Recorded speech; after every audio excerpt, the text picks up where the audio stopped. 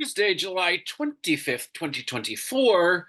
And last night, Papa Joe, President Biden, gave a speech from the Oval Office about his decision to pull out of the presidential race for 2024. And, you know, the whole thing made me very proud that I supported him and also thankful that things have turned out the way that they have. Um, he is a you know, he's older and he's slower. He's always been a very like a slow, kind of deliberate talker. He, grew up with a stutter that he's had to overcome, and so like his aging has just sort of magnified all of that. I don't believe that his cognitive ability is that diminished, but uh, his public speaking ability clearly has been, but it was heartfelt. It was poignant. It clearly highlighted his commitment to this country, public service, what that office means, what what the function of government is. That it's there to serve the people, not have the people of, of the government, um, uh, you know, pushing outwards. It's the other way around. It's service to the people, um, uh, not mandating to them. And it was lovely, just a lovely speech.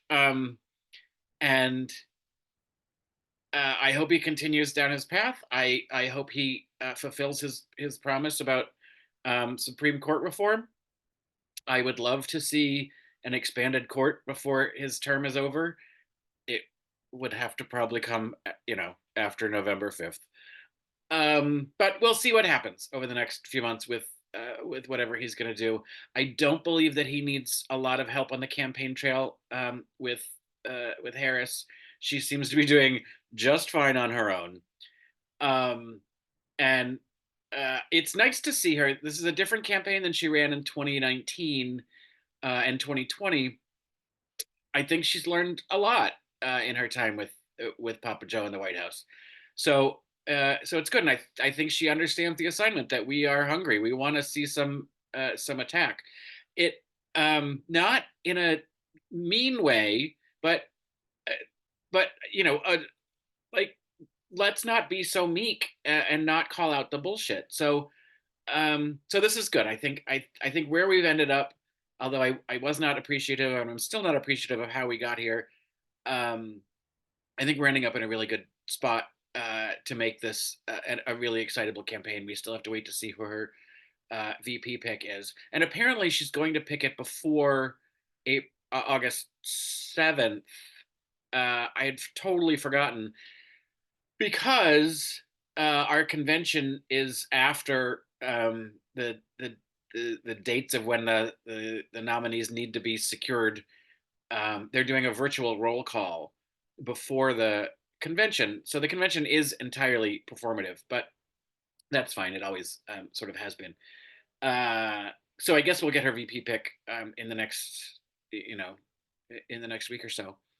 Um, I am surprised though at the view in just moving to some sort of Reddit personal bullshit story and not discussing at all the fact that Benjamin Netanyahu addressed the joint session of Congress yesterday.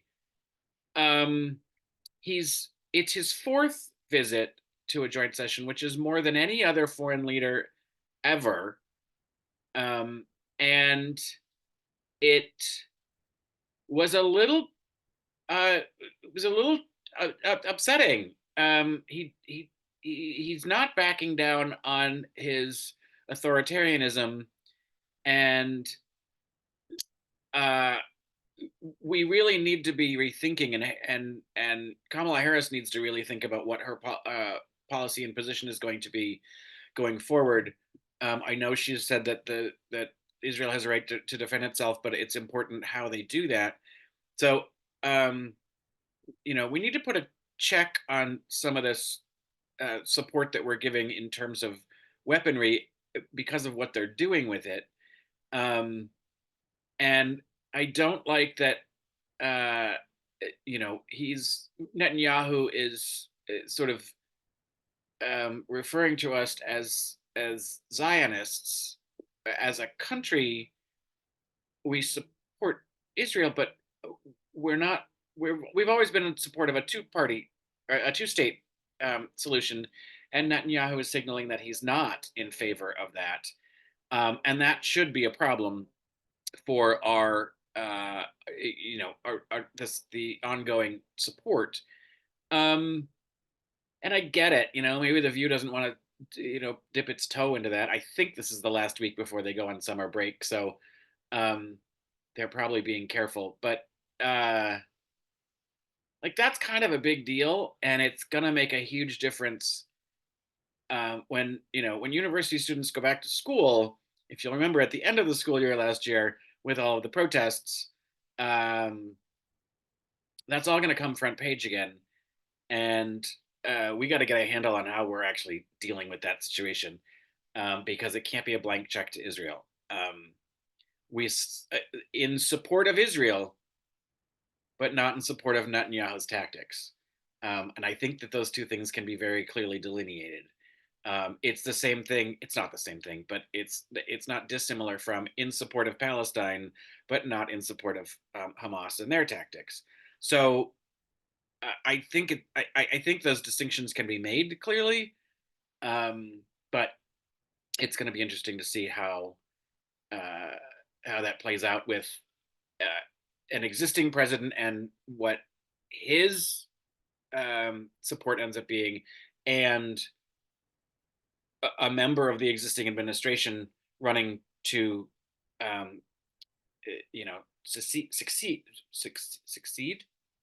him. Is that the right word? Anyway, to come after, to be the next one, and what her policy is going to be.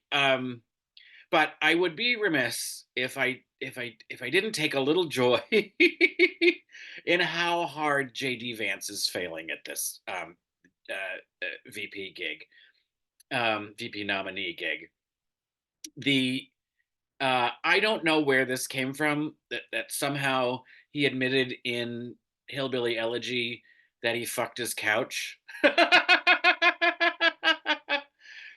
I guess somebody made it up, but it's kind of been making the rounds. I don't know. I don't know if it's true or not. I didn't read the book, and I'm not going to go look it up.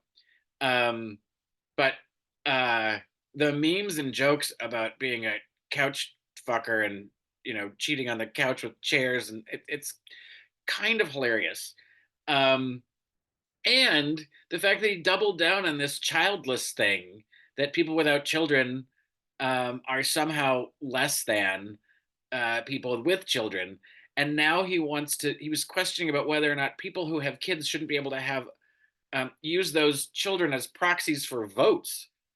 No, we don't let children vote for a reason. Um, that's some weird. That's just weird uh, bullshit. And appealing to that stupid evangelical base that has nothing to do with God and everything to do with power and racism and hatred. So it's fun watching him kind of fuck everything up. He's monumentally disliked, which is great, and for us. And yeah, uh, we'll see how that shakes out for the rest of this campaign. But I said it before. I do believe that that selection for VP was a gift.